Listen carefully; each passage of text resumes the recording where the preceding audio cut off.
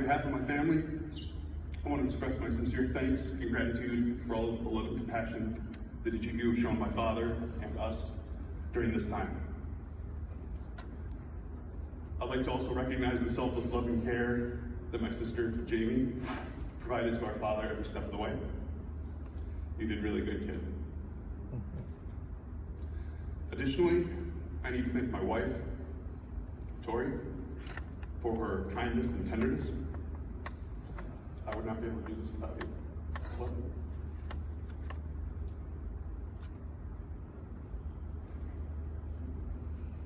One of the fondest memories I have is of a summer's day. Blue sky, sunshine.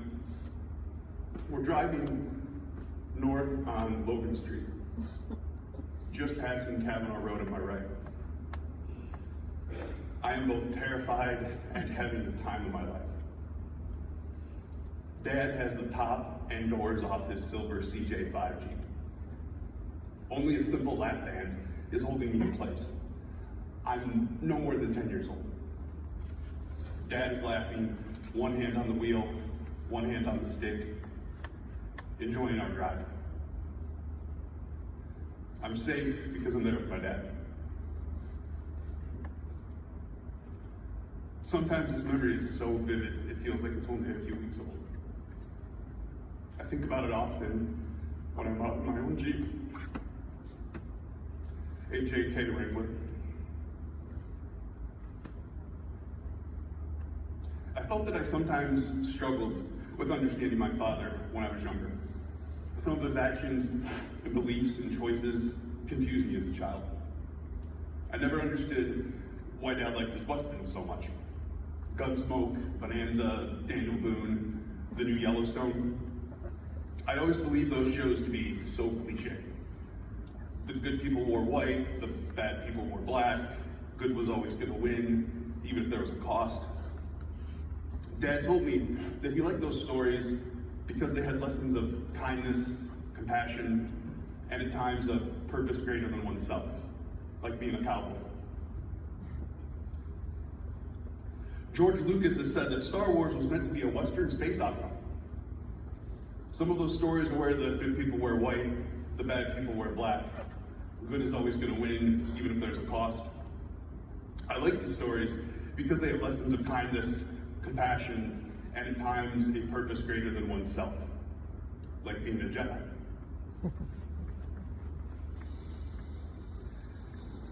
When Dad showed me how to mow the yard, I was so excited.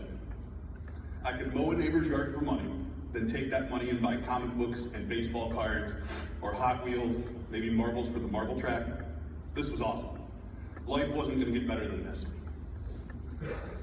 Until I realized that caring for our yard was now my responsibility as well, which meant that at least once a week, I was out mowing. Dad was very particular about his yard. He liked things a certain way. We butted heads on this from time to time. In the winter, I could not understand why Dad would be so excited to go out and use his big 2-stage snowblower. It would take him nearly 10 minutes to put on his snowsuit, snow boots, gloves, ski mask. He'd finish our driveway and sidewalks, and then take care of the couple across the street, the woman down the road. When he would see someone shoveling, he would wave them off, so he could take care of it for them.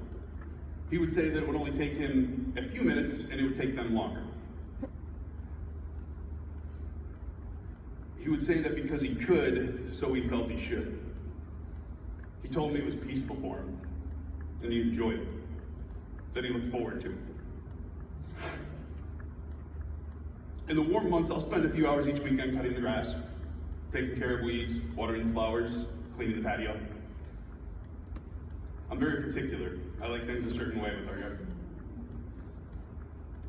I have this big 2-stage snowblower.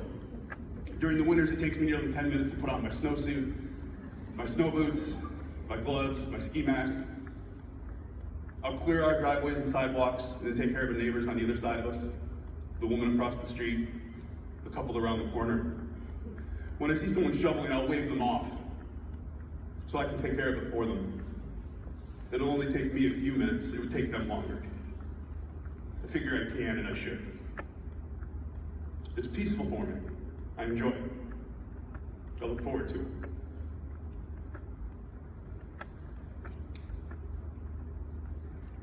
I was not always fond of my name. My father was Gary Lee Steffi. I'm Gary Nicholas Steffi. To most people that I've met, the question of if I was a junior would be asked, and it annoyed me so very much when I was younger. There was a stretch of time during the second grade where I tried to make the switch to Nick. It didn't last. To my family, I've always been Bear, a family name since I was a few days old. Unless I did something wrong, then it was for sure Gary Nicholas. I just did not understand Gary for myself. I eventually turned it into a small but truthful joke. I would introduce myself as the better looking one. Dad would always roll his eyes, give me a sigh, maybe shoot me a look. Both him and I would use this on each other over the years. Then one day, Dad told me the story of why I was named after him and the events leading up to that decision. He said that he could recognize himself in me, his son. This makes me smile. Lately, it's made me cry. Dad knew all those years ago that I was so very much like him, a variation on a theme. My name has always reminded me of my father. It gives me a wonderful history. It connects me to my father, something I am so very grateful for, and cannot imagine being called anything else. When I miss my father, like right now, I remind myself that I'm fortunate that he was my father. Fortunate to have all the memories and moments that I had with him, that we all had with him. Each of you are here today because you know the type of man my father was. You know of his kindness, his caring nature, that he was a helper. You know of the cowboy hats, the dashboard calendars, the legend of the big moose, his love for my mother, his insistence on helping in the kitchen every Thanksgiving. You know of the number 30,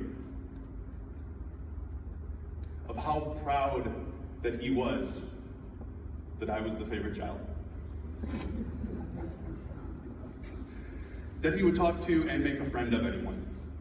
His love for his grandkids. If you wanted to know the best gas prices in the area, you talked to him. The man who planned the cruises. That he was the baby brother. The man who carried me up the stairs when I was too sick to walk. If you knew him, you knew who his baby girl was. That the music was always on. You know of the Beast. The big guy in the lazy boy with the tiny dogs on his lap.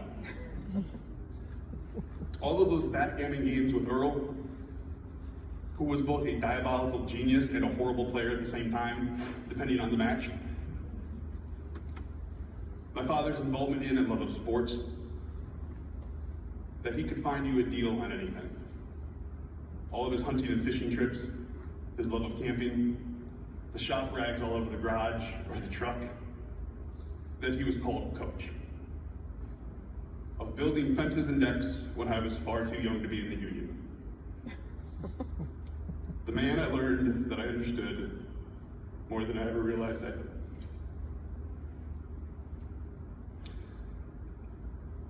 Thank you for being a part of my father's life and allowing him to be a part of yours. Thank you for loving and caring for him each in your own way. There is one final thing I must say about and for my father. He was an avid Ohio State fan, through and through. A believer in the best damn band in the land, and someone that I made a promise to. In Old Ohio, there's a team that's known throughout the land. 11 warriors, brave and bold, whose fame will ever stand. And when the ball goes over, our cheers will reach the sky, Ohio Field will hear again the Buckeye battle cry. Drive on down that field, men of the scarlet and gray. Don't let them through that line. We've got to win this game today. Come on, Ohio. Smash through to victory. We cheer you as we go. Our honor defend. We will fight to the end for Ohio. I never much cared for that song. Lately, it's grown on me. I love you, Dad. I miss you. I look forward to bumping into you.